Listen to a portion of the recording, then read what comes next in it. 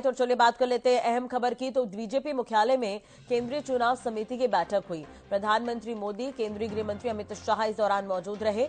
एक दो दिन में लोकसभा प्रत्याशियों की पहली लिस्ट जारी हो सकती है। तो दिल्ली मुख्यालय में, यहां पर बीजेपी मुख्यालय में केंद्रीय चुनाव समिति की बैठक हुई। ये अहम खबर हम आपको बता रहे हैं।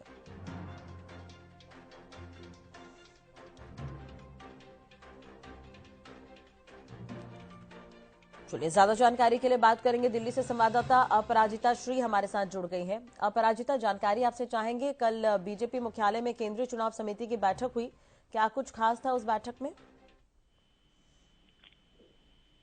जी बिल्कुल राष्ट्रीय, कल देर रात भाजपा कार्यालय में सीईसी की बैठक हुई है। सीईसी यानी केंद्रीय चुनाव समिति की बैठक हुई है।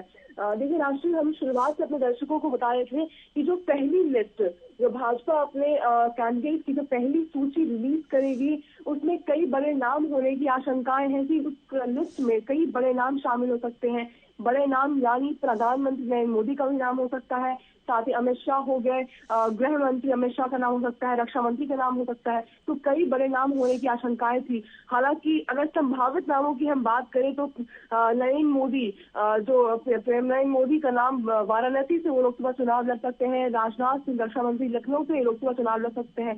गृह मंत्री अमित शाह की बात करें तो गांधीनगर से वो लोकसभा चुनाव लड़ सकते हैं। तो हालांकि जो पहली लिस्ट, संभावित जो पहली लिस्ट आने वाली है भाजपा की ओर से, उसमें कई बड़े नाम भी शामिल हो सकते हैं। साथ ही राष्ट्रीय जो बैठक है वो देर रात चली है।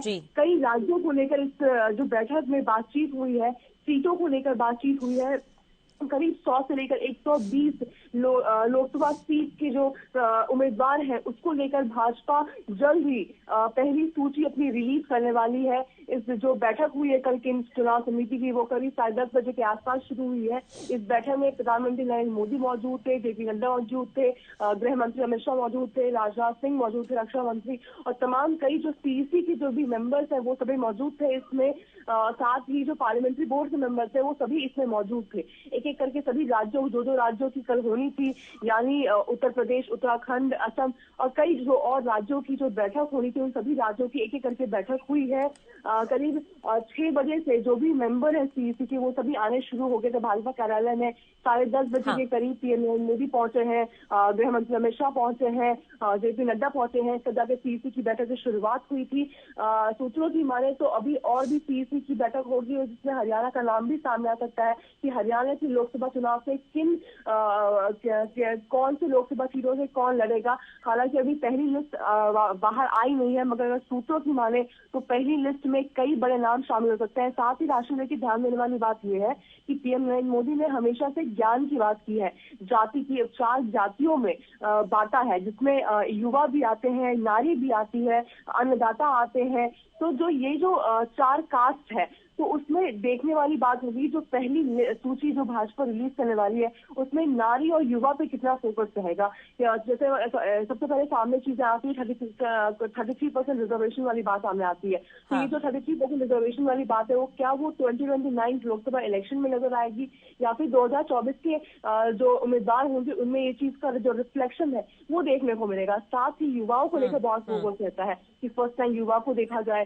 साथ ही जैसे हमने देखा था कि जो अधिवेशन हुआ था, उसके बाद जो प्रभारियों की बैठक हुई थी, तो साफ तौर से निर्देश दिए गए थे गृह मंत्री अमित शाह और जेपी नड्डा के द्वारा। हालांकि क्लोज डोर मीटिंग थी, मगर सूत्रों की माने तो निर्देश दिए गए थे कि युवाओं को केंद्र में रखना है, युवाओं तक योजनाएं पहुंचानी है, चीजें पहुंचानी, फर्स्ट टाइम वोटर्स पर ध्यान देना है। तो ये देखने वाली बात हो जाएगी राष्ट्रीय कि युवाओं पर कितना फोकस रहता है, उनका कितने जो कैंडिडेट्स होंगे वो युवा वर्ग के होंगे। साथ ही हमें देखा था जो विधानसभा के जो चुनाव हुए थे, 3 राज्यों की जो भी चुनाव हुई थी, उसमें कई मंत्रियों को विधानसभा के चुनाव लड़वाए थे पीएम नरेंद्र मोदी ने। तो इस बार वो देखना होगा कि कितने राज्यसभा के जो मेंबर्स हैं वो लोकसभा का चुनाव लड़ेंगे। तो काफी कुछ नई स्ट्रैटेजी देखने को मिलेगी तो भाजपा की। जी ठीक है आपने कि इससे पहले भी कोर कमेटी की जब बैठक हुई थी तो महिलाओं के आरक्षण को लेकर भी प्रधानमंत्री नरेंद्र मोदी ने बात की थी। तो इस बार महिला कैंडिडेट ज्यादा हो सकती है, इसके कयास पहले ही लगाए जा रहे हैं। वहीं दूसरी तरफ और भी इस बार बहुत कुछ नया देखने को मिल सकता है। हो सकता है कि जो लिस्ट जारी होगी, जैसे कि जयशंकर प्रसाद, निर्मला सीतारमण का भी कार्यकाल खत्म हो रहा है, तो उसे भी लेकर चुनाव होना है, उन्हें भी कैंडिडेट बनाए जाने की तैयारी है। तो तमाम तरह के जो मंथन हुए हैं उसके बाद 4 घंटे तक ये बैठक चली। सबसे अहम बात यह है कि 4 घंटे तक ये काफी लंबा पीरियड होता है। उसके बाद ये मंथन हुआ। अब 1-2 दिन इंतजार करना होगा जब प्रत्याशियों की, कैंडिडेट्स की जो लिस्ट है वो जारी होती है। बहुत बहुत शुक्रिया अपराजिता तमाम जानकारी और बातचीत के लिए। तो सबसे अहम बात यह है कि लोकसभा चुनाव को लेकर